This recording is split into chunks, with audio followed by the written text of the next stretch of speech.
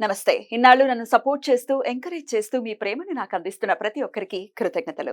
అలాగే ఈ వీడియో కూడా ఖచ్చితంగా మీకు ఉపయోగపడుతుంది. లైక్, షేర్ అండ్ సబ్స్క్రైబ్ చేసి మీ సపోర్ట్‌ని నాకు అందించండి. అలాగే ఈ వీడియో పట్ల మీకున్న అభిప్రాయాన్ని కామెంట్ సెక్షన్‌లో కామెంట్ చేసి తెలియజేయండి. ఇప్పుడు వీడియోని చూద్దాం. నమస్తే, వెల్కమ్ టు అవర్ ఛానల్. నేను పద్మిని. ప్రస్తుతంతో పాటు ప్రముఖ ఆస్ట్రాలజర్, హస్త సాముద్రిక నిపుణులు, అలాగే దుర్గా ఉపాసకురాలు శ్రీమతి పద్మశ్రీ గారు మనతో పాటు ఉన్నారు. మాట్లాడదాం. పద్మశ్రీ గారు నమస్తే. నమస్తే అమ్మా. వివాహానికి విముఖత చూపించడం అనేది సర్వసాధారణంగా చూస్తూనే ఉంటాం మనం పిల్లల్లో. అది ఒకంత బిడియం చేత ఒక కారణం అనుకోవచ్చు. లేకపోతే సెటిల్మెంట్, చాలా చాలా ఈక్వేషన్స్ వచ్చేసాయి ఇవాళ రేపు మనకి. సెటిల్ అవ్వాలి, సెటిల్మెంట్ లేకుండా మనం ఎలా వివాహం చేసుకుంటాము అన్న కారణాల రీత్యా అనుకోవచ్చు.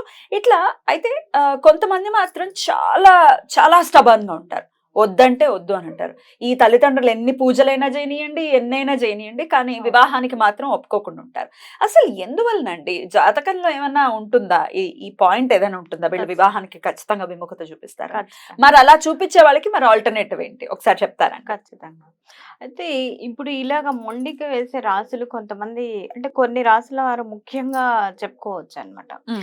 చాలా మందికి వివాహం చేసుకోవాలని ఉంటుంది, ఆతృతగా ఉంటారు, కానీ చేసుకున్న తర్వాత లైఫ్ పార్ట్నర్స్ తో అడ్జస్ట్ కాలేని రాసులు కొన్ని ఉంటాయి. రాశుల వారిగా మీరు చెప్తున్నారు. అవును, అలాగే ఇప్పుడు కొన్ని రాసులు ఏంటంటే విముఖత చూపించుకుంటూ కూడా, అంటే విధి లేక కొంతమంది తల్లిదండ్రి ప్రమేయంతోనో ఏదో లాగా ఇష్టం లేకపోయినా కూడా వివాహాలు జరుగుతాయి కొంతమందికి. అలాంటి రాసులు ఏమి అంటే మేషరాశి, మిథున రాశి, కన్యా రాశి, తుల, వృశ్చికం. అయితే ఇప్పుడు ఈ రాశుల వీళ్ళకి విముఖత ఉంటుంది. అంటే ఇందులో కొంతమంది కొన్ని రాశుల కంటే మిథున రాశి, కన్యా రాశి, తుల వీళ్ళకి ఇష్టం ఉన్నా కూడా కొద్దిగా అంటే లైఫ్ పార్ట్నర్స్ తోని ఇమడలేకపోవడం అనేది ఉంటుంది ఖచ్చితంగా. అంటే వాళ్ళ యాటిట్యూడ్ చూపిస్తూ ఉంటారు అనమాట. అందులో ఫస్ట్ మొట్టమొదటి రాశి మేషరాశిని తీసుకున్నట్టయితే ఈ రాశి స్వభావ రీత్యా చాలా కోపంగా ఉంటారు అనమాట. చాలా చాలా ఉద్రేకపూరితమైనటువంటి స్వభావం కలిగి ఉంటారు వీరు ఎవరితోనైనా సరే. అందులో ముఖ్యంగా లైఫ్ పార్ట్నర్స్ తోనైతే మరీను అసలు చాలా విపరీతమైన అనవసరమైనటువంటి గొడవలకు, అంటే నా పంతమే నెగ్గాలి, నేను చెప్పిందే రైట్ అన్నట్టుగా అప్పటి పరిస్థితుల్లో అలాగ వాదానికి దిగుతారు. ఆ వాదన అనేది ఎంత భయంకరంగా చేస్తారంటే అసలు బీభత్సంగా అనమాట. ఎంతవరకైనా మాట్లాడతారు వాళ్ళు. అసలు తట్టుకోలేము.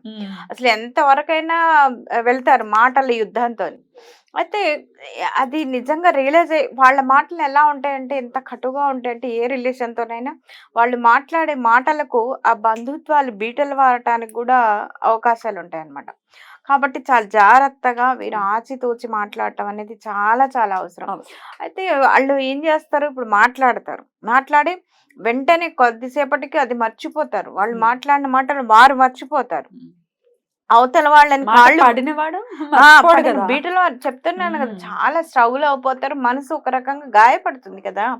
ఇంకోటి ఏంటంటే వాళ్ళు నెక్స్ట్ టైం లో సారీ చెప్పి కాళ్ళు పట్టుకోవడానికైనా కూడా సిద్ధపడతారు అనమాట. వాళ్ళు రెండింటికి సిద్ధమే. అందితే జుట్టు, అందకపోతే కాళ్ళు అన్న రీతిలో ఉంటారనమాట వీళ్ళు. కాబట్టి వీరికి నేను ఇచ్చే సలహా ఏంటంటే చాలా జాగ్రత్తగా ఆచితూచి మాట్లాడేటప్పుడే మంచిగా మాట్లాడినట్టయితే మనస్పర్ధలు రావడానికి అవకాశాలు తక్కువగా ఉంటాయి. కాబట్టి కాస్త జాగ్రత్తగా, ముఖ్యంగా ఏంటంటే లైఫ్ పార్ట్నర్స్ తోని ఎప్పటికీ కూడా, అంటే జీవితకాలం కలిసి ఉండేటువంటి బంధం వైవాహిక బంధం, కాబట్టి జాగ్రత్తగా ఉండడం అనేది నా సలహా అనమాట. అలాగే మిథున రాశి వాళ్ళు కూడా అంతే. అంటే వాళ్ళ స్వభావం కూడా ద్విస్వభావం, అంటే రెండు, అంటే ఒక ఆడ మగ బొమ్మల, అంటే వాళ్ళు ఇప్పుడు ఆలోచించినటువంటి ఆలోచన మళ్ళీ నెక్స్ట్ నిమిషానికి వాళ్ళకి మారుతూ ఉంటుంది అనమాట. వాళ్ళ ఆలోచన విధానాలు మారుతూ ఉంటాయి. లగ్నం కూడా ఇది వర్తిస్తుంది ఖచ్చితంగా వర్తిస్తుంది. రాశి లగ్నం రెండు కూడా ఇలాంటి స్వభావాలే కలిగి ఉంటారనమాట. అలాగే వీరేంటంటే మిథున రాశి వాళ్ళకి చాలా తెలివితేటలు, అపారమైనటువంటి తెలివితేటలు, ఒకే రంగం కాకుండా రకరకాల రంగాలు, అంటే 2-3 విషయాల్లో వీళ్ళు నేర్చుకోవడానికి కానీ, అటు సంపాదన పరంగా కూడా పరిగెత్తుతూ ఉంటారనమాట. ఇప్పుడు ఒక వ్యాపారం ఉందనుకోండి, ఆ ఒక్క వ్యాపారంతో వీళ్ళు అడ్జస్ట్ కాలేరు, సాటిస్ఫై అవ్వలేరు. అలాగే ఇంకో 2-3 చూసుకుంటారు. దానివల్ల ఏమవుతుందంటే సమయాభావం చాలా తక్కువగా ఉంటుంది. బిజీగా ఉండటం వల్ల కూడా వీళ్ళు ఏంటంటే లైఫ్ పార్ట్నర్కి అంత టైం ఇవ్వకపోవడం కూడా వీళ్ళలో ఉన్న మైనస్గా చెప్పుకోవచ్చు.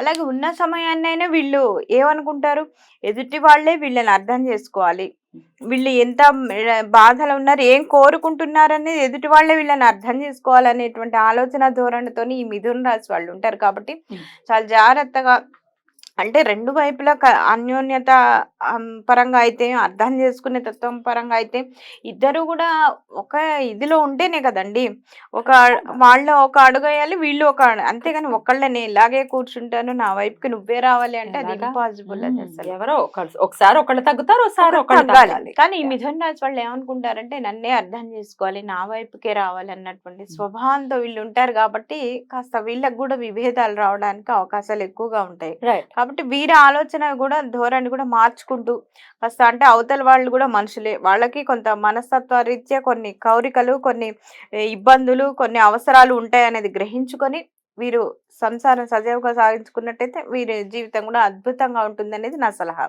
రైట్. అలాగే నెక్స్ట్ కన్యా రాశి వాళ్ళు, కన్యా రాశి వాళ్ళు కూడా అంతే మళ్ళీ అన్నమాట. ద్విస్వభావం. అంతే ద్విస్వభావమే. వీళ్ళు కూడా అంతే సేమ్ ఉంటారు. ఇంకోటి ఏంటంటే కన్యా రాశిలో వీళ్ళు కాస్త సున్నిత మనస్తత్వం అంటారు అనమాట. అయితే వీళ్ళేంటి అక్కడ సుపీరియారిటీ ఉంటే ఇక్కడ ఇన్ఫీరియారిటీ ఫీలింగ్ అనమాట.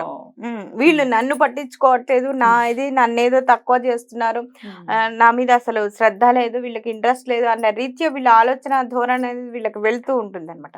అది కూడా సుపీరియారిటీ అని రెండు ఇబ్బందికరమైనటువంటి ఆలోచన విధానం, రెండు కూడా సరైన విధానం కాదని చెప్తాను నేను.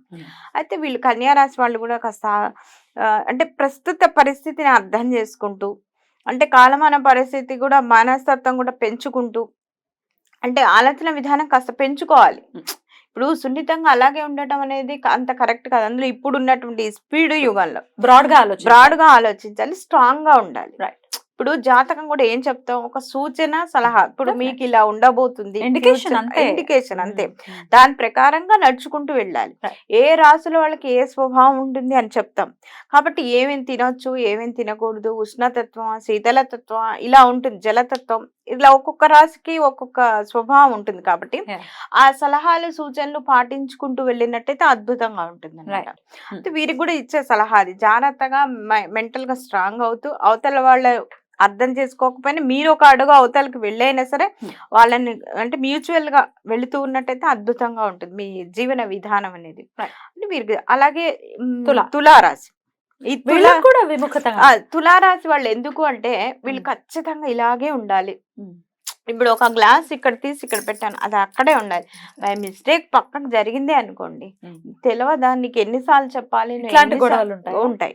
కాదండి, శుక్రుడు అధిపతి కదా, శుక్రుడు అంటేనే అట్రాక్టివ్ ఉంటుంది. అది అంతే ఉంటుంది విముఖత. ఎందుకంటే వీళ్ళు ఒక పద్ధతిలో వెళ్ళాలి అనుకుంటారు, అవతల వాళ్ళు దానికి కొద్దిగా ఇమడలేరు. అందుకు అక్కడ వస్తుంది కూడా. ఇప్పుడు వీళ్ళు అందంగా ఉంటారు, అందంగా ఉండాలని కూడా కోరుకుంటారు. లైఫ్ పార్ట్నర్ శుభ్రతగా ఉండాలి, శుభ్రతకి ఇంపార్టెన్స్. కాబట్టి ఆ శుభ్రత ఎదుటి వాళ్ళు లేరనుకోండి డిసప్పాయింట్మెంటేగా. అదనమాట ఇక్కడ తులారాశి వాళ్ళు ఉండేటువంటి లక్షణం. అది కాక తుల అంటేనే తూకం, కరెక్ట్ గా ఉంటారు అనమాట వాళ్ళు, బ్యాలెన్సింగ్. ఎదుటి వాళ్ళు కూడా అలాగే ఉండాలి, నేను చెప్పినట్టే ఉండాలి, నాకు నచ్చినట్టే ఉండాలి అనేది, అంటే సిస్టమేటిక్ గా. అంటే ఇంపాసిబుల్ కదా అన్ని సందర్భాల్లో, అది జరగకపోవచ్చు. కాబట్టి జాగ్రత్తగా వీళ్ళు కూడా ఆలోచన విధానాన్ని మార్చుకుంటూ, సరే పోనీ కొంచెం అటు ఇటు అయినా సరే సర్దుకుపోయే మనస్తత్వాన్ని అలవర్చుకున్నట్టయితే వీరు సుఖంగా, అంటే సాంసారిక జీవితంలో ప్రశాంతంగా ఉండటానికి అవకాశాలు ఎక్కువగా ఉంటాయి. అలాగే వృశ్చికం అంటే ఎవరు, కుజుడు అధిపతి. కుజుడు వస్తాడు. కుజుడు అంటే కోపం ఎక్కువ, అయిన దానికి చిరుబుర్లాడు, అంటే అవతల వాళ్ళ మేషరాశికి ఏదైతే క్వాలిటీస్ ఉంటాయో అదే వస్తున్నాయి వృశ్చికానికి. అంటే కోపంగా, ఇంకా కోపం ఎక్కువగా ఉంటుంది వృశ్చిక రాశికి. మేషం కన్నా కూడా ఇంకా కొద్దిగా ఒక పాలు ఎక్కువనే చెప్పుకోవాలి. చంద్రుడు మళ్ళీ నీచపడతాడు అందుకని మనసు చంచలంగా ఉంటుంది, మనసు అంత స్ట్రాంగ్ గా ఉండదు. కాబట్టి చాలా జాగ్రత్తగా వీళ్ళు ఎదుటి వాళ్ళని అర్థం చేసుకుని, లేకపోతే ఏమవుతుందంటే వీళ్ళకే ఎక్కువ గందరగోళం ఉంటుంది, వీళ్ళే ఎక్కువ డిసప్పాయింట్ అవ్వడానికి అవకాశం ఎక్కువగా ఉంటుంది. కాబట్టి ఈ వృశ్చిక రాశి వాళ్ళు కూడా జాగ్రత్తగా, ఎందుకంటే చంద్ర బలం కూడా వీళ్ళకి తగ్గుతుంది. కాబట్టి జాగ్రత్తగా ఈ రెమెడీస్ చేసుకుంటూ, చంద్రుడికి సంబంధించినటువంటి మనసుని చాలా స్ట్రాంగ్ గా ఉంచుకుంటూ, ఎదుటి వాళ్ళు కూడా మనుషులే, వాళ్ళకు కూడా మనస్తత్వం ఉంటుంది అని చెప్పేసి ఒక ప్రశాంతతని ఇంటి వాతావరణాన్ని ఏమంటారంటే దంపతులు ఇద్దరు సుఖంగా లేరనుకోండి, ప్రశాంతంగా లేరనుకోండి, ఇల్లు మొత్తం గందరగోళంగా ఉంటుంది. రైట్. ఇప్పుడు ఆల్రెడీ పెళ్లి అయిపోయిందండి. ఈ రాసుల వాళ్ళకి సంబంధించిన వాళ్ళమే మేము. మా పెళ్లిళ్ళు అయిపోయాయి. మీరు చెప్పిన విధంగానే ఇబ్బందులు అయితే ఉన్నాయి. మరి ఇద్దరికి సఖ్యత పెరగాలంటే ఏం చేయాలంటే ఏం చెప్తారు అందరికీ కలిపి? అందరికీ కలిపి ఏం చెప్తానంటే ఫస్ట్ చక్కగా ఈ మంగళ స్తోత్రం అంటే కుజ అంగారక స్తోత్రం ఒకటి చదువుకోవాలి. అంటే జీవితాలు అందరుగా అలాగే శుక్రుడిని ఎక్కువగా ఆరాధిస్తూ ఉండాలి. శుక్ర భగవానుడు కూడా ఈ లైఫ్ పార్ట్నర్స్ ఇద్దరి మధ్య కూడా ఆకర్షణ పెంచడానికి ఎక్కువగా అవకాశం ఉంటుంది. కాబట్టి శుక్రవారం ఉపవాసాలు ఉండటం కానివ్వండి, శుక్రవారం రోజు కొన్ని నియమాలు పాటిస్తూ అంటే బ్లాక్ కలర్ డ్రెస్సులు వేసుకోకపోవడం, బ్లాక్ ని అవాయిడ్ చేయడం, దాదాపుగా చక్కగా ఆ రోజు స్వీట్స్ ఎవరికైనా పంచి ఇవ్వడం, ముఖ్యంగా చిన్న పిల్లలకి స్వీట్స్ పంచడం లాంటివి చిన్న చిన్న టిప్స్ పాటించుకుంటూ, అతి ముఖ్యంగా ఏంటంటే ఎదుటి వాళ్ళని అర్థం చేసుకుంటూ వెళ్ళటం అనేది అన్ని రాసుల వాళ్ళకి అందరి మనస్తత్వాలకు అన్ని మనస్తత్వాలకు కూడా చెప్పడం జరుగుతుంది. కాబట్టి జాగ్రత్తగా ఈ చెప్పినటువంటి రెమెడీస్ చేసుకుంటూ మనసుని ఎప్పుడు కూడా ఆహ్లాదకరంగా ప్రశాంతంగా ఉంచితే ఇల్లంతా కూడా ప్రశాంతంగా ఉంటుంది. దంపతులు ఇద్దరు కూడా హాయిగా సుఖంగా ఉండడానికి అవకాశాలు ఉంటాయి అన్నమాట. ఇప్పుడు ఆల్రెడీ పెళ్లికి సిద్ధంగా ఉన్నటువంటి యువత ఉండొచ్చు. వారి తల్లిదండ్రులు ఇబ్బంది పడుతుంటారు, మాకు పెళ్ళొద్దు అని. మరి వాళ్ళకి ఏదైనా రెమెడీ ఉందా? వాళ్ళకి ఏంటంటే అమ్మ జాతకాలు చూపించుకుంటాం ది బెస్ట్ రెమెడీ. జాతకం చూపించుకుంటే అసలు వీళ్ళు ఏ గ్రహ దోషాల వల్ల వీరు ఇంట్లో విముఖత చూపిస్తున్నారు అంటే కొన్ని గ్రహాల రాసి ఇంపాక్ట్ ఉంది ఇంకా లగ్నం నుంచి కానీ లేకపోతే అసలు చూపించుకొని ది బెస్ట్ రెమెడీ అనేది చేసుకుంటే బాగుంటుంది. వివాహం అయిన తర్వాత అయినా కూడా వీళ్ళు ప్రశాంతంగా ఉండగలుగుతారు. వీళ్ళు ప్రశాంతంగా ఉంటేనే పాపం తల్లిదండ్రులు అమ్మాయి తరఫు వాళ్ళైనా అబ్బాయి తరఫు వాళ్ళైనా వీళ్ళు ప్రశాంతంగా ఉన్నారంటేనే రెండు కుటుంబాలు కూడా ప్రశాంతంగా ఉండగలుగుతారు అన్నమాట. ఖచ్చితంగా అలా ఉండాలి. వైవాహిక బంధం అనేది చాలా చాలా పటిష్టంగా ఉండాలి. ఎందుకంటే ఏదో 1-2 ఏళ్లకు సంబంధించినటువంటి విషయం కాదు, జీవితాంతం కలిసి ఉండాలి. ఆ భార్య భర్త సఖ్యంగా ఉండాలి ప్రతి ఒక్కరు అని మనస్ఫూర్తిగా కోరుకుంటూ చాలా చక్కటి విషయాన్ని తెలియజేశారు. స్మార్ట్ రెమెడీస్ గా చిన్న చిన్న టిప్స్ కూడా తెలియజేశారు. కాబట్టి అవి పాటించుకుంటూ ఈశ్వరానుగ్రహంతో అందరూ బాగుండాలని మనకి ఇవ్వండి. నమస్తే.